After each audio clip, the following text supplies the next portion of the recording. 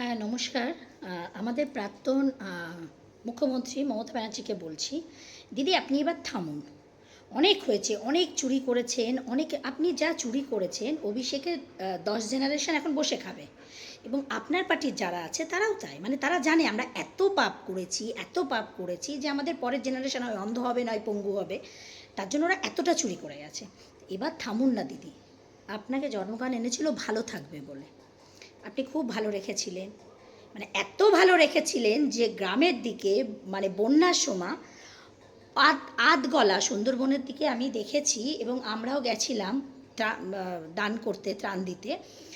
বাচ্চা বাচ্চা ছেলে মেয়েগুলো জলের মধ্যে আর্ধেক গলা জলে নেমে একটা মুড়ির প্যাকেট, একটা জলের বোতল, একটা পাউচ নেওয়ার জন্য তারা ওই কাদা পেরিয়ে দিদি এসছে। ত্রিপলটা অবধি তারা পায়নি, ত্রিপলটা আপনি অবধি দেননি।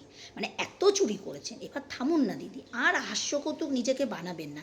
আর আপনার এই যে চারিপাশে যেগুলো আছে না, এদের এখনও পেটটা ভরেনি, তাই এরা আপনাকে তোল্লাই দিচ্ছে, আপনাকে এগিয়ে দিচ্ছে। কিন্তু আপনি জানেন না সাধারণ লোক আপনাকে দেখে হাসছে দিদি। এবার বন্ধ করুন। জনগণ ভালো আছে, খুব ভালো আছে।